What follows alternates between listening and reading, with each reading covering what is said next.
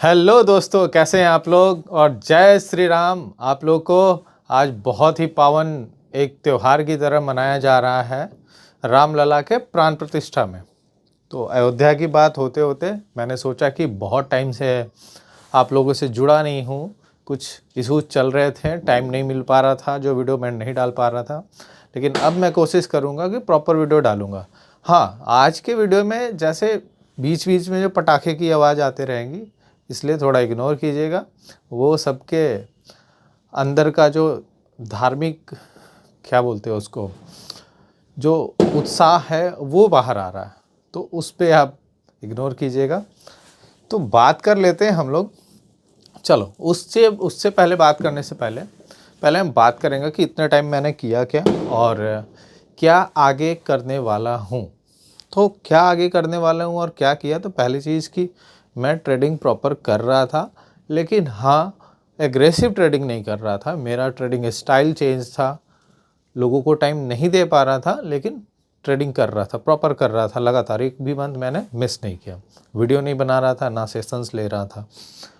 अब रहा किस में ट्रेडिंग कर रहा था, मैं स्टॉक ऑप्शन में ट्रेड कर रहा था, इंडेक्स ऑप्शन में कम कर रहा था। स्टॉक ऑप्शन में मैंने लास्ट टाइम कुछ चेक किए थे, कुछ स्ट्रैटेजी चेक किए थे, उस स्ट्रैटेजी के बेस पे मैंने प्रॉपर उसको डिप्लॉय करके देखा और बहुत ही शानदार चला, बहुत शानदार रिटर्न था, बहुत ही मिनिमम कैपिटल पे। वो भी मैं आपको बताऊंगा। लेकिन अब चलते हैं आगे की बात करते हैं कि आगे क्या करना है। तो आगे करना है, जैसे चल रहे थे वैसे चलेंगे, फिर से वैसे ही चलेंगे, मार्केट में वैसे ही आग लगाएंगे।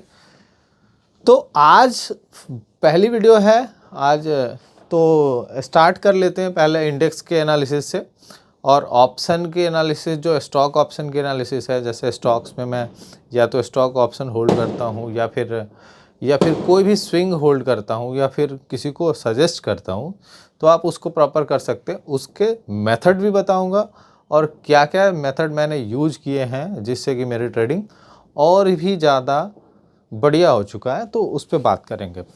फ़िलहाल के लिए इंडेक्स और बैंक निफ्टी की बात करेंगे, ठीक है। तो देखते हैं, यहाँ पे पीछे में मेरे चार्ट लगा हुआ है, ये फिन निफ्टी का चार्ट लगा हुआ है। आज थोड़ा हैरानी होगी आपको कि फिन निफ्टी से मैंने स्टार्ट किया, जनरली बैंक निफ्टी से स्टार्ट करता था। ये फिन निफ्टी का चार्ट है, बहुत ही इंटरेस्टिंग चार्ट है। आप देखोगे ध्यान से इसको, तो यहाँ पे एक चीज़ दिखेगा कि एक बार यहाँ पे आया था, दूसरी बार यहाँ पे आया था, ठीक है। ये जाके फिर यहाँ आया और इस लेवल को क्रॉस होते ही गोल ही हो गया। इस लेवल को क्रॉस होते ही अपसाइड की ओर मूव आया और ये एक रेंज सा बना हुआ था। यहाँ पे लोग ऐसे के चक्कर में रहते हैं, लेकिन हुआ क्या, एक फॉल आया बहुत ही शानदार और उसके बाद यहीं पे कंसोलिडेट करने लगा। देखो, इसलिए मैं कहता हूँ कि कभी भी चार्ट पैटर्न को ट्रेड करने से पहले आप उसके पीछे की साइकोलॉजी जब तक नहीं समझ में आएगा ना, तब तक आपके चार्ट पैटर्न या कितना भी टेक्निकल सीख लो, आपको कोई फ़ायदा नहीं होने वाला। तो यहाँ पे आप देखोगे कि ब्रेकआउट अपसाइड नहीं हुआ और नीचे गिर गया।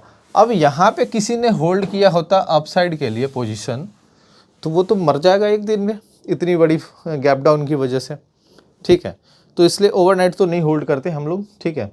अब यहाँ पे देखें कि ये डाउन हुआ बैंक्स की वजह से। एचडीएफसी बैंक में इतनी बड़ी गिरावट आ गई थी एक ही दिन में, और रिजल्ट की वजह से, इस वजह से ये भी डाउन हो गया, क्योंकि इसकी वेटेज ज़्यादा है और वेटेज ज़्यादा होने की वजह से वो, मतलब इंडेक्स और बैंक निफ्टी और फाइनेंस को वो हिला सकता है, ठीक है। अब यहाँ से चलो मान लो ये फॉल आ चुका, इसको भूल जाते हैं, ये फॉल आ चुका। तो आप इस फॉल को देखो, इस फॉल से डायरेक्ट ऐसे मूवमेंट नहीं आने वाली। इतना आसान नहीं होता है कि अपसाइड की ओर ऐसे मूवमेंट आ जाए। तो आप ध्यान रखना इस वजह से। अब क्या ये सपोर्ट से रिजेक्ट हुआ है, क्या ये सपोर्ट ले लिया? आप यहाँ देखो, ये जो गैप हुआ था, इस गैप के पास जाके अभी रुका है। जो गैप थ्योरी जानते होंगे उनको पता होगा कि गैप के पास जाके एज ए रेजिस्टेंस या एज ए सपोर्ट की तरफ बिहेव करने लगता है। अब देखेंगे कि यहाँ पे इसको कैसे मूवमेंट दिलाता है, ठीक है। तो अभी फ़िलहाल के लिए जैसे देखें, इस वाले एरिया में पीछे से भी एक सप्लाई की तरह आ रहा है, तो क्या ये यहाँ से आके इस तरह से आएगा और फिर नया सपोर्ट ढूंढेगा, ये भी बात करेंगे। तो सबसे पहले ध्यान देने की ज़रूरत क्या है कि जब ये आया है तो सडनली ऊपर नहीं जाएगा। यानी रिसेंट में अभी 2-3 ट्रेड जो मिलेंगे आपको डाउन साइड के ट्रेड मिलेंगे, डाउन साइड के ट्रेड मिलेंगे, लेकिन इस लेवल से नीचे जाना थोड़ा सा मुश्किल सा लग रहा है कि अभी भी वीकनेस है, लेकिन इस लेवल से नीचे जाना थोड़ा मुश्किल लग रहा है, क्योंकि 2-3 दिन में फॉल लगातार हो जाना और उसके बाद अगेन फॉल हो जाना, ये एक पैनिक सीन होता है। तो पैनिक सीन तो अभी नहीं होने वाला। आप देखो यहीं पे अभी छोटे छोटे ट्रेड्स मिलेंगे, उसके बाद आपको ट्रेड यहाँ से रिवर्स होते हुए दिखेगा, ठीक है। अगर नहीं रिवर्स होते हुए मिला तो सडनली डाउन होगा, कोई यहाँ पे आपको मौका ही नहीं देगा कि कंसोलिडेट कराएं या फिर स्टॉक अगर होल्ड करके आप अपसाइड के लिए मूवमेंट ले सको, ये तुरंत डाउन होने के चांसेस यहाँ क्रिएट कर देगा। तो यहाँ कैसे करना है, हमें ध्यान रखना है, गिरा है, एक मिनट, यहाँ से गिरा है, यहाँ पे है।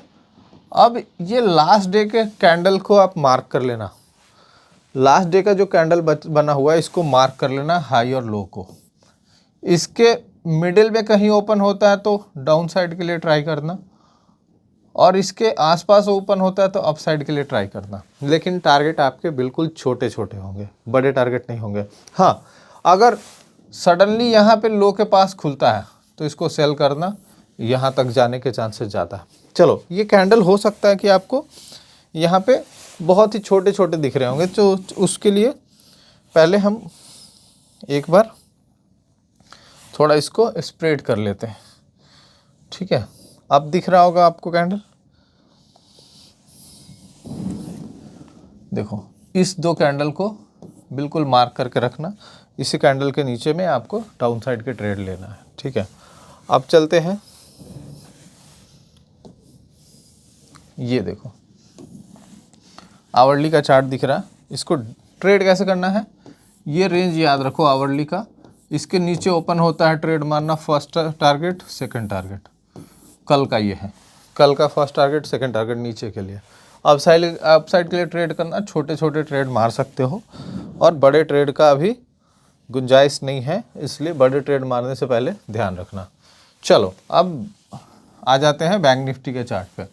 तो बैंक निफ्टी का चार्ट मैं लगा लेता हूँ, देखो बिल्कुल वैसा ही बैंक निफ्टी का भी चार्ट है, कोई ख़ास नहीं है, बस जो चीज़ें मैंने आपको बताई उसमें फिनांस में बिल्कुल सेम इसमें भी करना है। ये रेंज बना के दिया है, इस रेंज के बाहर जब तक जाता नहीं है तब तक मत ट्रेड करना। ये गैप है, अब इस गैप का क्या होना है देखेंगे, गैप के जस्ट ऊपर ट्रेड हो रहा है, ठीक है। इतना आसान नहीं होगा तुरंत ऊपर जाना, बाकी अगर ऊपर के लिए कोई ट्रेड मिलेगा तो छोटे ट्रेड मारना, नीचे के लिए ट्रेड में मिलेगा बहुत अच्छा ट्रेड मिलेगा डाउन साइड के लिए अगर मिला तो, लेकिन चांसेस कम है कि डाउन साइड इतना लगातार चला जाए, अभी कंसोलिडेशन के फेज में जाने के चांसेस ज़्यादा है, ठीक है। अब आ जाते हैं निफ्टी पे। देखो निफ्टी का पैटर्न जो बना हुआ है, निफ्टी का जो पैटर्न बना हुआ है, निफ्टी का ये जो बना हुआ है ये आइलैंड टाइप का, एक यहाँ है, एक यहाँ है, एक यहाँ और एक यहाँ, तो इस तरह का ये किसी का फेस ऐसा बन गया। अगर इसको मैं ऐसे बना दूँ तो फेस बन जाएगा,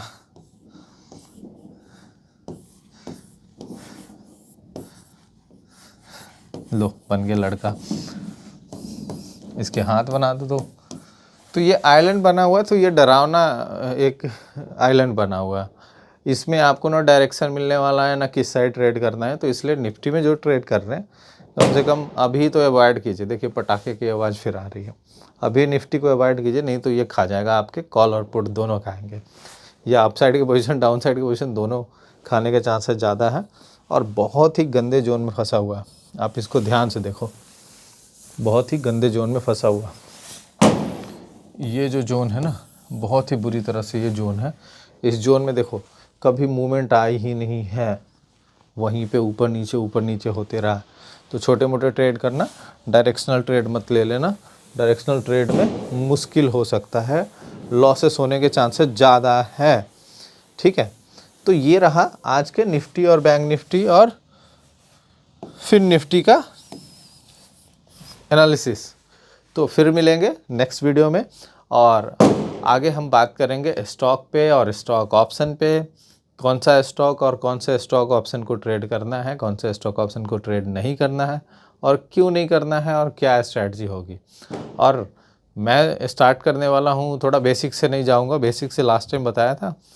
अब मैं थोड़ा इंडिकेटर्स और कुछ इंडिकेटर्स के कॉम्बिनेशंस पे जो चार्ट के जो ट्रेड करने का तरीका ना वो है। बहुत लोग कहते हैं कि इंडिकेटर्स ट्रेड करना नहीं चाहिए, इंडिकेटर्स एज ए सपोर्ट की तरह ट्रेड करना चाहिए। आपको सपोर्ट करेगा आपके एज देने में, आप किस टाइप से ट्रेड करते हो। ठीक है, तो फिर मिलते हैं। Thank you.